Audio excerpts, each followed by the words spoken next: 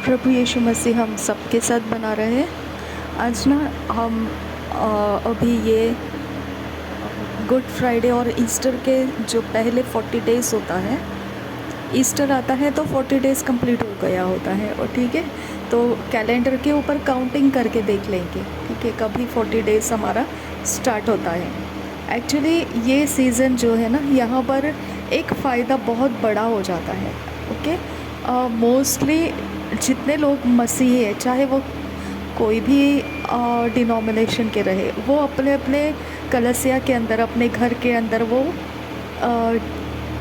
एक प्रकार का प्योरिटी का लाइफ के लिए डिज़ायर करते हैं। एक्चुअली ये सारा जो डिज़ायर करना, इनका जो मनोकामना रहता है, वो इन्फ्लुएंस होता है हमारे इर्द गिर्द में। वो एक हमारे लिए फ़ायदे का एटमॉस्फेयर बन जाता है, ठीक है। और ये टाइमिंग को हमने कैसे यूज़ करना है, पता है मैं कैसे यूज़ करती हूँ इसको। हमको ये कोई चीज़ नहीं है कि हमने 40 डेज़ का कुछ करते रहना है, ऐसा कुछ नहीं है।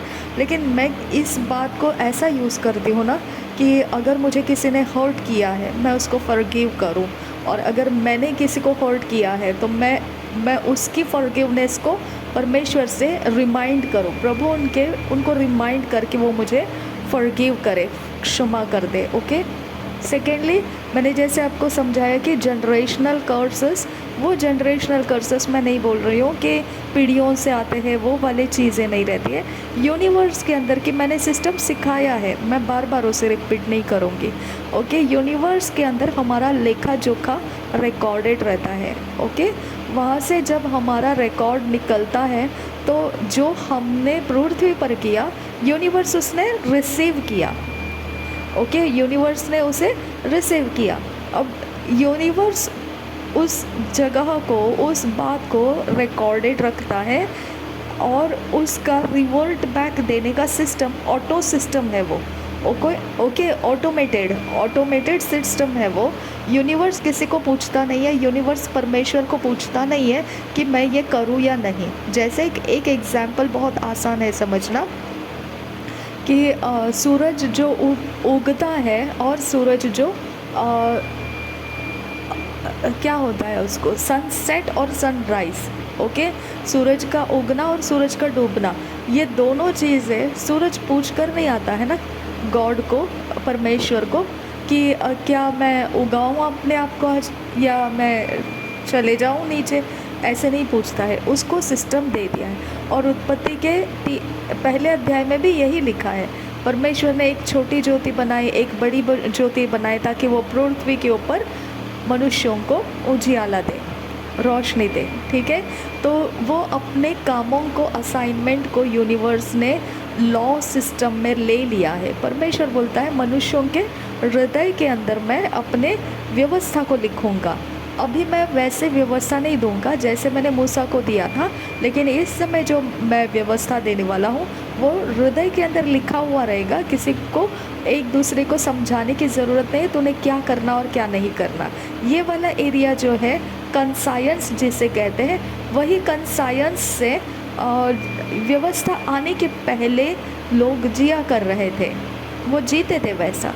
लेकिन रोमियो के पहले अध्याय के, रोमन्स के पहले अध्याय के वचनों में लिखा है ऐसा कि लोगों ने उस कंसायंस को ठुकरा दिया। जब उनका कंसायंस सिखाया है उनको, क्योंकि परमेश्वर को हृदय के ऊपर व्यवस्था लिखना आता है। ठीक है, तो ये कोई हमारे लिए नया बात नहीं है। जब हमको समझ में आता है, जब हम मसीही भी नहीं थे, तब भी हम अच्छी चीज़ें कर रहे थे, हम अच्छी बातें कर रहे थे, हम अच्छा बिहेव कर रहे थे, हम अच्छे चॉइस कर रहे थे, हेल्थी चॉइस कर रहे थे, और किसी को नुकसान नहीं कर रहे थे, किसी का बुरा नहीं कर रहे थे, हम ईश्वरीय गुणों से जी रहे थे। तो ये कहाँ पर था? हमारे हृदय के पटलों पर लिखी हुई ये व्यवस्था हम फॉलो कर रहे थे।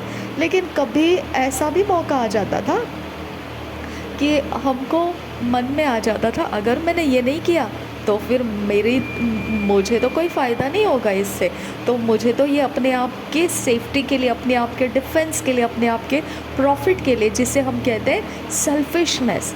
तो कभी कभी हम अपने सेल्फिशनेस के लिए हमारा कंसायंस, हमारा विवेक बुद्धि बोलता है हमको कि नहीं ऐसे मत कर, लेकिन अगर हम नहीं करेंगे तो हमारा जो स्वार्थ है वो तो पूरा नहीं होगा। ओके, तो इसकी वजह से हम क्या कर जाते हैं कि हम कुछ ऐसा बर्ताव कर जाते हैं जिसकी वजह से फिर यूनिवर्स उसको लेखा पकड़ के रखता है। हमको तो कोई नहीं बोलेगा, ओके, लेकिन जैसी करनी वैसी भरनी हो जाती है। ओके, तो परमेश्वर के पास हमको इन चीज़ों का माफ़ी मांगने का समय आता है। तो ये जनरेशन से चलते आ रहा है, जहाँ से हमारा पीढ़ी शुरू हो गया वो आदम और हवा से ही है। तो वहाँ से लेकर अभी तक जितना भी परमेश्वर हमारे ब्लड के अंदर, क्योंकि ब्लड चेंज नहीं हुआ है, ब्लड सेम है, जो आदम और हवा के पास था वो सेम ब्लड आज तक यूनिवर्स के अंदर, हम मनुष्यों के अंदर वो ट्रांसफ़र किया जा रहा है, वो उत्पत्ति में होता हुआ आ रहा है। ये तो बहुत बहुत परमेश्वर का पराक्रम है, ये परमेश्वर का इंटेलिजेंस है, ये किस प्रकार से परमेश्वर ने उसकी सृष्टि को जनरेशन से कनेक्टेड रखा है। ओके, और उसने जातियों को भी कैसे कनेक्टेड रखा, 12 गोत्र इस्राएलियों के बना दिए उसने, है ना। तो वो गोत्र को भी उसने सेपरेट रखा, जबकि यूनिवर्स अपने अंदर एक यूनिवर्स का सिस्टम रखता है, जो व्यवस्था परमेश्वर को पूछता नहीं है, वो ऑलरेडी ऑटोमेटेड सिस्टम में चलता है, उसको किसी को बोलने की ज़रूरत नहीं, उसको कोई अपोज नहीं कर सकता है, वो अपना काम 101% अबाव, वो आपको मानेगा नहीं, वो आपको मानेगा नहीं, वो आपके ऊपर दया नहीं करेगा। ओके, वो ह्यूमैनिटी बेसिस के ऊपर भी नहीं सोचता है, similar to AI system. Okay, AI system humanity के मर्सी से नहीं, दया के सोच से नहीं चलता है, वो मशीनरी सोच में चलता है। उसके पास यस के लिए यस है, नो के लिए नो है, बाकी आप पहाड़ तोड़ कर उतर कर आओ या कुछ भी करो, उसको फ़र्क नहीं पड़ता है। ओके, तो वो यस है तो यस ही बोलेगा, नो है तो नो ही बोलेगा। ओके, तो वैसा यूनिवर्स पक्का गढ़ा हुआ है। इसके लिए परमेश्वर ने क्या वायदा दिया है कि मैं दोबारा जब आऊँगा तो मैं फिर से यूनिवर्स को हिलाने वाला हूँ। और उसने क्या बोला, यूनिवर्स की ये सारी चीज़ें जो ऑटोमेटेड सिस्टम में मैंने रखी है, चाँद, सूरज, प्लैनेट्स, आसमान, ये सब कुछ मैं लपेट के अलग कर दूँगा। आकाश के ये सारी शक्तियों को मैं क्या करूँगा, लपेट के अलग कर दूँगा। ओके, तो हम उस प्लैनेटरी सिस्टम के, यूनिवर्स के पावर्स जो इन्फ्लुएंसेस रहते हैं उसके ऊपर हमारा लाइफ निर्भर नहीं है। ओके, लेकिन उसके इन्फ्लुएंसेस क्यों आते हैं हमारे ऊपर, क्योंकि हम इन्फ्लुएंस के नीचे काम करते हैं। कभी अच्छा समय रहता है, कभी बुरा समय रहता है। ओके, इसके लिए वो चौघड़ियों में बांट दिया गया है। कोई ऑस्पिशियस टाइम कहता है, कोई इनऑस्पिशियस टाइम कहता है। ओके, शुभ घड़ी कहता है, कोई अशुभ घड़ी कहता है। ओके, यूनिवर्स के अंदर अलग अलग प्रकार से लोगों ने स्टडी किया कि यूनिवर्स का कौन सा टाइम क्या बेनिफिट देता है, कौन सा टाइम का विंडो है जिसके अंदर हमने क्या करना चाहिए और क्या नहीं करना चाहिए।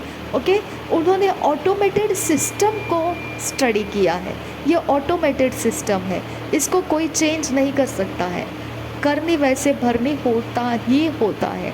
यहाँ पर हम यूनिवर्स के ऊपर अभी डिपेंड नहीं है। जब हम यीशु मसीह के पास आ गए, हम यूनिवर्स के ऊपर अभी डिपेंड नहीं है। हमको प्रभु यीशु मसीह बोलता है कि मुझे बताओ, मतलब मेरे नाम को यूज़ करो, मेरी पहचान पत्र को यूज़ करो, मैं तुम्हारी पहचान पत्र हूँ, मुझे यूज़ करो। और पिता को बोलो, जिसने ये ऑटोमेटेड सिस्टम बनाया है, उसको बोलो कि पिता मेरी गलती को माफ़ कर, मेरे पीढ़ी के गलती को माफ़ कर और यूनिवर्स के अंदर से मेरा लेखा जोखा मिटा दे। और वो परमेश्वर करता है, वो लेखा जोखा कम्प्लीटली आपसे डिस्कनेक्ट कर देगा। और वो लेखा जोखा ऐसा नहीं है कि वो इरेज हो जाता है, लेकिन उसको पे बैक करना पड़ता है। ओके, इसीलिए तो यीशु मसीह को क्रूस का बलिदान देके पे बैक करना पड़ा यूनिवर्स को, नहीं तो यूनिवर्स के पास ऑटोमेटेड सिस्टम है। ओके, वो मनुष्य की गलती या ऐसा कुछ नहीं देखता है। वो गलती तो गलती है, उसका रिजल्ट देगा। वो सही है तो सही है, वो उसका रिजल्ट दे देगा। ओके, तो यूनिवर्स के हाथ से छूटने का, उसको पे बैक देने वाला कोई तो होना चाहिए। अगर हम नहीं तो उसकी जगह में दूसरा कोई होना चाहिए। इसके लिए तो एक्सीडेंट्स हो जाते हैं, इसके लिए लोगों की डेथ हो जाती है, इसके लिए इसकी बीमारी उसके ऊपर चली जाती है, उसकी बीमारी दूसरे के ऊपर चली जाती है। ये शिफ्ट होते रहता है। हमारे घराने के अंदर भी लोग एक दूसरे के ऊपर डाल देते हैं अपनी सारी बुराइयों को। जो आने वाला है समय, गलत समय उनको मालूम पड़ जाता है, तो वो लोग स्टडी किए हुए रहते हैं, तो उनको पता चल जाता है, तो वो अपने घराने के अंदर किसी को पकड़ लेते, उसके ऊपर अपना सारा क्लेश डाल देते हैं। ओके, और ये सारा कैसे होता है, वो लोग कैसे करते हैं, वो ट्रांजैक्शंस करते हैं। ओके, वो ट्रांजैक्शंस करते हैं। वो यूनिवर्स जो अभी उनका पीछा करने वाला है, उस यूनिवर्स के सिस्टम को वो बोलते हैं कि मेरे बदले में तू इसको ले, इसके ऊपर तेरा सारा गुस्सा उतार। तो यीशु मसीह को परमेश्वर ने क्या किया, उसका सारा गुस्सा यीशु मसीह के ऊपर उतारा। परमेश्वर ने अपना सारा क्रोध यीशु मसीह के ऊपर दिया। यानी कोई तो बेरर होना चाहिए। ओके, ये सिस्टम है, स्पिरिचुअल लॉ है ये। ओके, इसकी वजह से इसके अंदर कोई दया नहीं है, इसके अंदर कोई प्रकार का इमोशंस नहीं है, प्योरली ये ऑटोमेटेड सिस्टम हो जाता है। ऐसे सिस्टम के कारण आपकी गरीबी रह जाती है, ऐसे सिस्टम के कारण आपके नुकसान रहते हैं, ऐसे सिस्टम के कारण आपको बुराइयों को झेलना पड़ता है, ऐसे सिस्टम के कारण आपकी शर्मिंदगी को आपको झेलना पड़ता है। ये सिस्टम किसी को नहीं सुनता है। ओके, तो इसको पेड बैक के लिए हमारे पास क्या है, प्रभु यीशु मसीह है। ठीक है, और इसको पेड बैक मिल गया बताने के लिए कौन है, परमेश्वर है। ओके, वो परमेश्वर से हमने प्रार्थना करना है, परमेश्वर मेरा ये गलती अगर कुछ भी है, अभी कितनी सारी हो सकती है ना, तो हम थोड़ी जानते हैं पुराने हमारे पीढ़ियों के लोगों ने क्या क्या किया है। हमने यहीं पे हम प्रार्थना करके उनके बारे में स्मरण करके परमेश्वर को बोलना है। यीशु मसीह ने भी वही बोला ना कि पापों के माफ़ी का तुम मेरे क्रूस के बलिदान में हुई बातों को स्मरण करो। ओके, तो मेरा शरीर तुम्हारे लिए तोड़ा गया है, मेरा लहू तुम्हारे लिए, ये तुम्हारे लिए पे बैक है। ये तुम यूनिवर्स को पे बैक बताओ। ओके, ताकि तुम उसके चंगुल में ना रहो। तो हमने ये पे बैक को परमेश्वर के पास प्रार्थना करना है कि प्रभु हमारे पीढ़ियों के अंदर जितना कुछ भी लोगों ने कुछ भी किया होगा, प्रभु यीशु मसीह के नाम में पिता हमको माफ़ कर। ओके, हमारी माफ़ी वो पे बैक को रिलीज़ करता है। अगर हम माफ़ी नहीं मांगेंगे वो पे बैक जाएगा नहीं। ओके, वो पे बैक एक्टिवेट नहीं होगा। इसके लिए ये टाइमिंग जो होता है ना 40 डेज़ का, ये पे बैक करने का टाइमिंग रिलीज़ करने के लिए हमको बहुत सूटेबल टाइम है, बहुत इन्फ्लुएंशियल टाइम है ये, क्योंकि सबके मन नम्र हुए रहते हैं, सब अपनी अपनी चौकसी कर रहे होते हैं कि गलत नहीं करना है, प्योर रहना है, कुछ ये नहीं करना है, वो नहीं करना है। ऐसे इन्फ्लुएंस के अंदर फिर आप जब ऐसे माफ़ियों की प्रार्थनाओं को लगा देते हैं, पीढ़ियों के अंदर से किए गए गलतियों को, गुनाहों को पिता माफ़ कर दे, ऐसी प्रार्थनाओं को लगा देते हैं, वो फटाफट सक्सेसफुल होता जाता है, क्योंकि वो हमारे यूनिवर्स के अंदर और भी लोग उस प्रकार के मैक्सिमम वही आप पूरे वर्ल्ड में जहाँ मसीह होगा पूरे वर्ल्ड में ये सिस्टम को फॉलो किया जाएगा कि 40 डेज़ वो लोग रिपेंटेंस का टाइमिंग मानेंगे, वो यीशु मसीह के बलिदान के ऊपर गौर करेंगे, है ना, तो फोकस करेंगे। इसकी वजह से हमको ये बहुत फेवरेबल क्लाइमेट रहता है जहाँ हमने पापों के माफ़ी का पूरा फ़ायदा उठाना है, पूरा एकदम जी जान तोड़कर फ़ायदा उठाना है। और उसके बाद जब 40 डेज़ ख़त्म हो जाता है तब उस वक्त हम रेजुरेक्टेड लाइफ में आ जाना है। रेजुरेक्टेड लाइफ हम कौन से दिन मनाते हैं, रेजुरेक्शन डे में मनाते हैं, वो रेजरेक्शन डे कौन सा है, लोगों के कॉमन वर्ड में उसे ईस्टर कहा जाता है, पुनरुत्थान का दिन। ओके, तो ये तरह से हमने ये 40 डेज़ को बहुत बहुत बहुत फ़ायदा उठाना है, बहुत पापों के माफ़ी के लिए बहुत फ़ायदा उठाना है।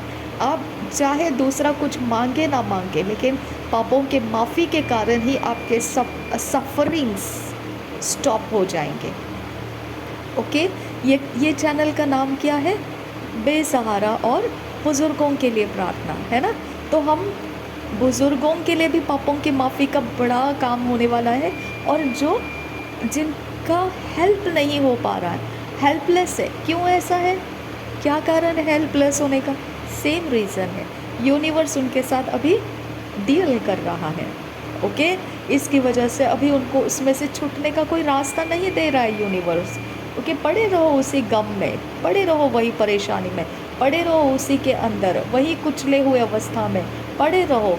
जब तुम गलत कर रहे थे तब तो तुमको कुछ समझ नहीं आया, अब जब गलत करने का अंजाम आ रहा है तो अब तड़प रहे हो, तो पड़े रहो वैसे, पड़े रहो जॉबलेस, पड़े रहो ऐसी एडिक्शंस में, पड़े रहो ऐसी ज़िंदगी भर सड़ते हुए। ऐसे भी बोलते हैं ना दुनिया के लोग, संसार के लोग ऐसे भी बोलते हैं, जब कोई इंसान कुछ प्रॉफिटेबल प्रोडक्टिव नहीं है तो उसे क्या कहते हैं, यस ऐसे ही सड़ता रहेगा ये है ना, बैड वर्ड है ये।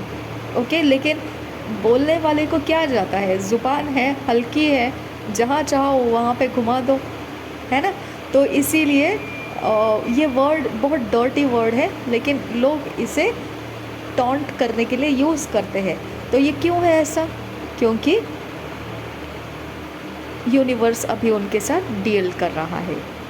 ठीक है, तो कुछ लोगों के रास्ते बदल गए, कुछ लोगों का जो पीढ़ियों ने सहन किया अब वो उनका नहीं है, जो पीढ़ियों के द्वारा उनके ऊपर विपत्तियाँ थी अब उनके ऊपर नहीं है, जो जो बरसों से उनके ऊपर परेशानियाँ थी अब वो नहीं है। ओके, कुछ लोग पार कर चुके यूनिवर्स के अटैक्स को। ओके, लेकिन अब उनका काम क्या है, सीधाई और खराई के मार्ग से चलो, दोबारा आप समझदारी के साथ चलो, क्योंकि अगर कर भला तो हो भला, और जैसी करनी वैसी भरनी, है ना।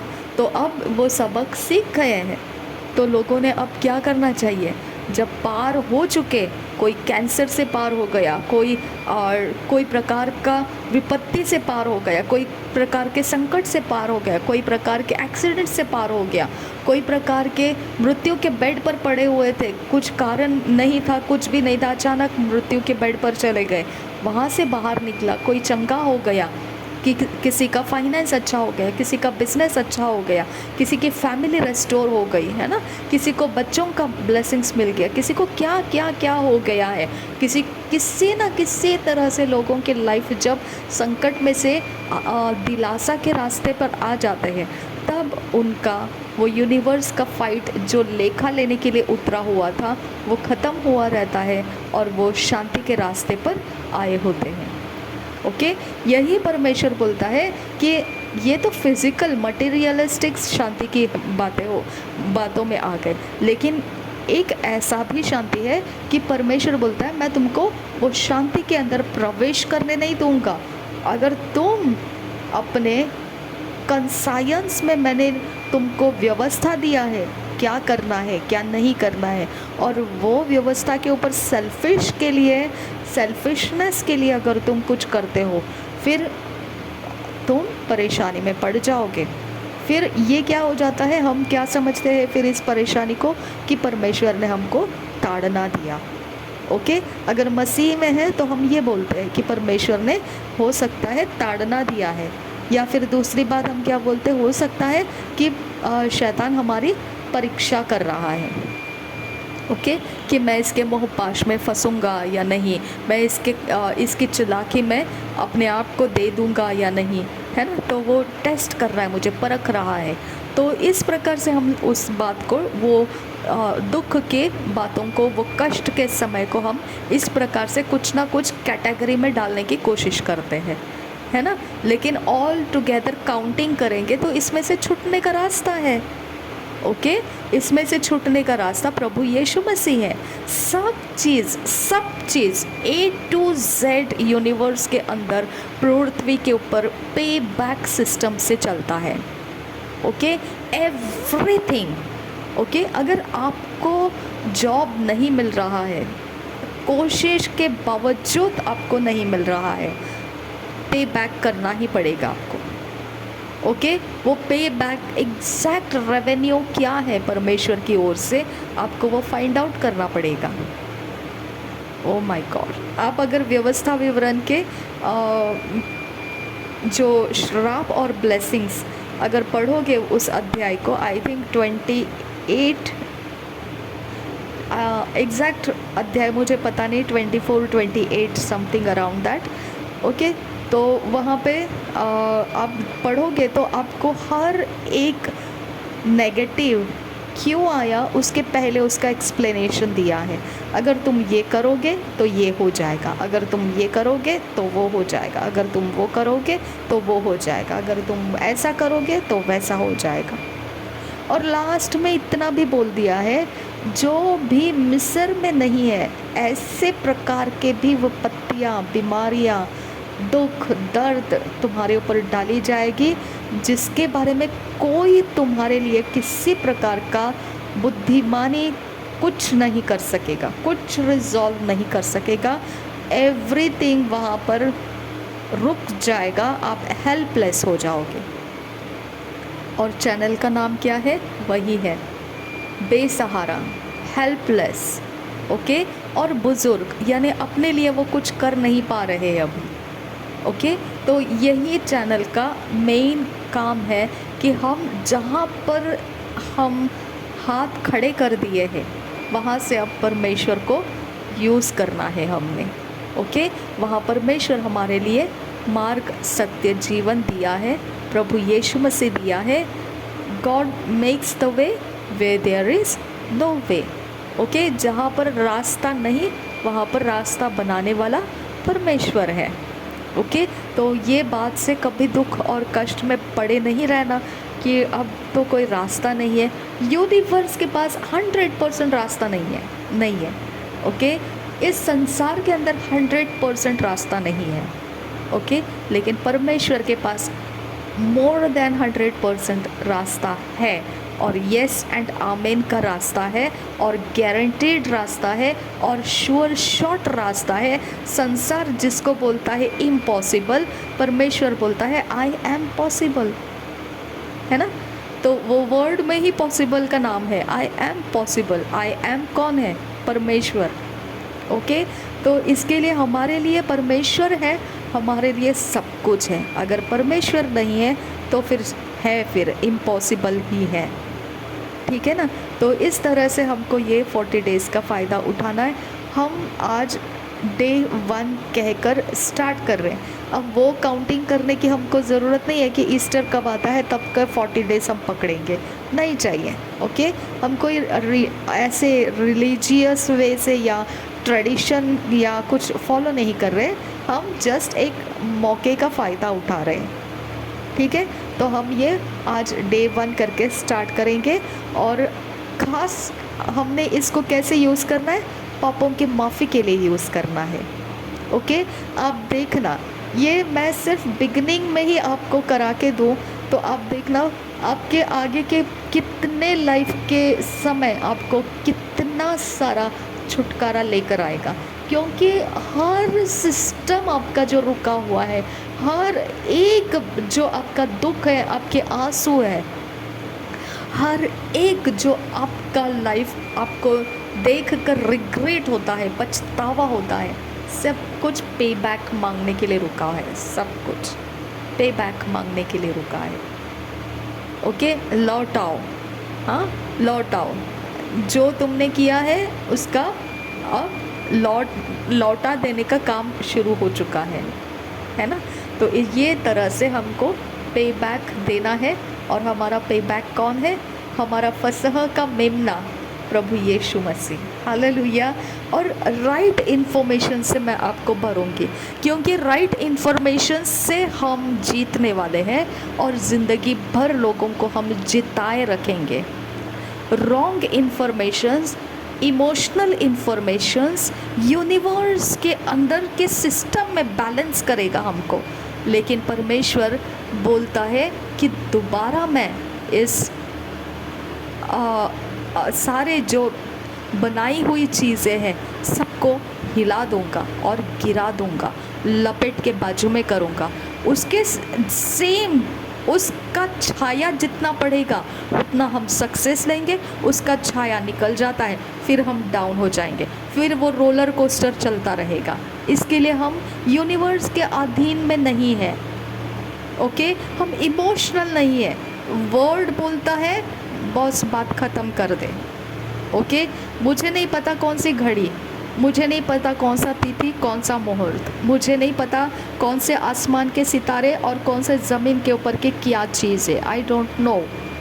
मुझे जो पता है वो सीधा शॉर्ट, मेरा जो डोसेजेस है वो परमेश्वर का वचन है, दैट्स ऑल।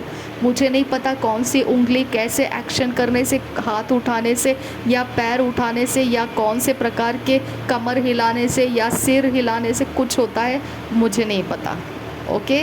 मैं वो सारे कोड पैटर्न्स से बाहर हूँ। मेरे पास एक ही सब में खुला पड़ा हुआ एक ही पावर का हथियार है और वो है वचन, ओके। पवित्र वचन को सीधा और खराई से पकड़ लो। कोई इमोशन डालने की ज़रूरत नहीं है, कोई खून खराबा देखने की ज़रूरत नहीं है, ओके। कि यीशु मसीह को कैसा लहूलुहान किया, कैसे खून से लथपथ किया, नहीं, कोई ज़रूरत नहीं है कि लोगों के हृदय छेद दिए जाए, तोड़ दिए जाए। इसकी वजह से क्या तोड़ दिए जाए, क्या छेद दिए जाए, वो यूनिवर्स के अंदर होता है वो सब, ओके। हमको इमोशंस पे लोगों को खींचने से वो इमोशन सूख भी जाता है, लेकिन सूखने के बाद वो उल्टा और ज़्यादा रिबेलियस हो जाते हैं। परमेश्वर का वचन कहता है जब परमेश्वर का जैसे इमोशनली लोगों ने कंसायंस में से सीखा, लेकिन जब उनको दूसरी चीज़ें मिलने लगी उन्होंने परमेश्वर को छोड़ दिया। तो इमोशंस आपकी गारंटी नहीं है, आपका शो गारंटी नहीं है कि लोग कंटिन्यू उसके अंदर रुके रहेंगे। वचन गारंटी है, ओके। वचन गारंटी है। इसके लिए आपको हमेशा ध्यान रखना है कि हम आँखों से जो देखते हैं उसके कारण हमारे शरीर में उजियाला रहेगा, और आँखों में ही उजियाला नहीं है तो हमारे शरीर में क्या उजियाला रहेगा। आप आँखों में देखोगे यीशु मसीह को, यीशु मसीह का फ़ोटो देखोगे, वो इंसान हो सकता है आइडल वर्शिप में लेकर जाएगा आपको, वो फ़ोटो आपको आइडल वर्शिप में ले लेगा। आप गए काम से, है ना। वचन को पकड़िए, वचन आपको आइडल वर्शिप में नहीं ले जाता है, वचन आपको रिमाइंड करता है। वचन आपको वर्ड टेक्स्ट, वचन को बोला गया है आदि में शब्द था, तो शब्द ही परमेश्वर था और शब्द परमेश्वर के साथ था। आप वचन को लेते हैं, वचन आइडल की तरफ नहीं लेकर जाता है, वचन परमेश्वर की तरफ लेकर जाता है। लेकिन फ़ोटोज़, फिगर्स, ओके, क्रॉस का साइन, क्रॉस के चीज़ें, ओके, और कुछ भी ऐसा जो वचन को पिक्चर्स में डाल के हमारे लिए वर्शिप के समय रखा जाता है, वो सब कहाँ पे आपको लेकर जाता है, आइडल वर्शिप की तरफ लेकर जाता है, ओके। नहीं करना, आप ये मत कीजिए। आपको परमेश्वर ने क्या दिया है, इमेजिनेशन, तो इमेजिनेशन को आप वो सारी चीज़ों को देखने में इस्तेमाल मत कीजिए। आपने क्या करना है इमेजिनेशन का, आपको वचन के अंदर से बताया है। जो अच्छा है उसके ऊपर मन लगाओ, जो आपको फ़ायदे का है, जो परमेश्वर के राज्य के कामों में आता है, जो चीज़ों को परमेश्वर के लिए आप इस्तेमाल कर सकते हैं, उस रास्ते को करना सीखो। ये इमेजिनेशन में करना है, मैं कैसे रास्ता बनाऊँ, मैं किस प्रकार से आगे जाऊँ, मैं किस प्रकार से प्रोजेक्ट बनाऊँ, मैं किस प्रकार से परमेश्वर के फ़ायदे में आ जाऊँ, मैं किस प्रकार से अभिषेक को बढ़ाऊँ। इमेजिनेशन करना है, इसके ऊपर सोचना है, आपने काल्पनिक दृश्य में देखना है, क्रॉस देखना या खून से लथपथ कोई इंसान पिक्चर में देख रहे हो उसको देखना, ये आपको आइडल की तरफ लेकर जाएगा, आप मार्क मिस कर दोगे।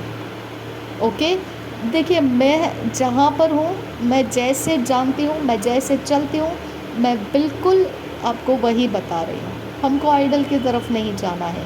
चाहे आप जहाँ कहीं पर भी चर्चेस में जाते होंगे, जहाँ कहीं पर भी फेलोशिप में जाते होंगे, कभी भी अपने इमेजिनेशन को उन चीज़ों से मत भरो जो आपको आइडल की तरफ लेकर जा सकता है। आप घंटों परमेश्वर के वचन में बिताओ, परमेश्वर का वचन आपके मनन में आने दो, बाई हार्ट होने दो, आपके माइंड के ऊपर बैठने दो, आपका माइंड फ्री होने दो, आपके माइंड में उसको इमेजिनेशन में लेके आओ कि मैं ये वचन मुझे कहता है ऐसा, उसके द्वारा आपके इमोशंस बनने दो। वचन कहता है आनंदित रहने से हमारी तबीयत हेल्थ अच्छी रहती है, तो आनंद में रहने के लिए आपको आनंद का स्रोत चाहिए, वो परमेश्वर के वचन के अनुसार आप मांग सकते हैं। खुदा तेरा वचन कहता है हेल्दी लाइफ जो है वो आनंद से आता है, तो आनंद को रिलीज़ कर मेरे लाइफ में, वचन के हिसाब से करो। जो भी इमोशंस डैमेजेस को आप रिपेयर करना है, आपके हीलिंग चाहिए या आपको डिलीवरेंस चाहिए या आपको कुछ मटेरियलिस्टिक लाइफ में कुछ चाहिए या कुछ भी लाइफ के अंदर आप चाहते हो, आप डायरेक्ट वचन को मनन करो और उसके ऊपर से आप अपने लाइफ के अंदर मांगो कि परमेश्वर इसके अनुसार आप दे सकते हो, ये वचन के अनुसार दे सकते हो। तो ये वचन आपको लीड करता है परमेश्वर से कम्युनिकेट करने के लिए। फ़ोटोज़, ग्राफिक्स, खून खराबा देखना और एकदम मायूस हो जाना, ये चीज़ें बाद में जब सूख जाती है तो हृदय कठोर करती है। गारंटी मैं आपको दे रही हूँ, वो हृदय कठोर हो जाता है, वो हृदय कठोर हो जाता है। ओके, अगर वो हृदय बाद में सूख गया तो, क्योंकि ये सूखने वाली चीज़ें हैं ऑलरेडी, इसके अंदर लाइफ नहीं है। अगर लाइफ नहीं है और उसको यूज़ करोगे तो उसका डिसएडवांटेज को भी लेना पड़ेगा, आपको लेना पड़ेगा। जिसके अंदर लाइफ नहीं है और आप उसको यूज़ कर रहे हो अपने काम के लिए, ताकि आप उसके द्वारा कुछ, उसके इन्फ्लुएंस के नीचे आप लोगों का लाइफ परमेश्वर की ओर लेकर जा रहे हो, ऐसा आपको लग रहा है? नहीं, ये नहीं लेकर जाता है। ओके, ये ग्राफिक्स बाद में उनके इमोशंस को ऐसे होगा ना कि रोज़ का रोना, उस रोज़ का डेड बॉडी है और रोज़ उसके लिए क्या रोना, ऐसा होता है ना। तो इसके लिए हमारे पास वो emotions only for the moment होता है, और फिर बाद में अगर दोबारा हम उसको लेते रहेंगे वही मोमेंट को अपने सामने, तो गए काम से। फिर वो मोमेंट हमारा माइंड को प्रैक्टिस में डाल देता है, उसके बाद हमको उसका इफेक्ट नहीं होता है। ओके, तो उसके बाद हम उसको पिक्चर की तरह देखेंगे और इफेक्ट छोड़ देंगे, और वहाँ पे क्या होगा, फिर अफेक्ट नहीं हो रहा है तो हार्डन हार्ट रेडी हो जाता है, पक्के मतलब कड़क ज़मीन तैयार हो जाती है, जिसके ऊपर फिर डालो जितना वचन डालना है, वो अंदर जाने वाला नहीं है। तो हम हृदय के नुकसान करने वाले ग्राफिक्स को लोगों के लाइफ के अंदर ना डालें, क्योंकि वो चीज़ें नुकसान में डालेगी, आपको भी डालेगी, लोगों को भी डालेगी। तो बेहतर है ना कि आप उससे कट ऑफ हो जाओ, ठीक है। इस चैनल के अंदर हम कोई ग्राफिक, किसी प्रकार का माइंड के ऊपर कोई इमोशनल कनेक्शंस नहीं लाएंगे, डायरेक्ट वचन की तरफ देखेंगे, और ये 40 डेज़ हम भारी एंजॉय करने वाले हैं, भारी मज़ेदार रहने वाला है, बहुत सामर्थ्य रहने वाला है, और मैं बहुत एंजॉय करने वाली हूँ आप लोगों के साथ में। क्यों पता है? क्योंकि मुझे वचन को सामने रख कर जीने की ताकत पता है। ओके, वचन कभी धोखा नहीं देता है। हालेलुया। वचन कभी निराश नहीं करेगा आपको, वचन कभी डिस्करेज नहीं करेगा आपको, वचन कभी ये नहीं कहेगा कि मुझे टाइम नहीं है, आई एम सॉरी मेरे पास टाइम नहीं है। नहीं, वचन अवेलेबल है, वेरी प्रेजेंट हेल्प है, और बहुत ब्यूटीफुल डिवाइन कनेक्शन से ही है। ओके, तो इसको हम ये 40 डेज़ में एंजॉय करने वाले हैं। हालेलुया। तो आज से डे 1 बोलकर हम स्टार्ट कर रहे हैं। इसके बाद सब कुछ जो आएगा वो इसी प्रकार से आएगा जो 40 डेज़ के अनुसार day 2, day 3, day 4, day 5 everything 40 days तक ऐसा चलता जाने वाला है। ठीक है, प्रभु यीशु मसीह हम सब के साथ बना रहे। आमीन आमीन।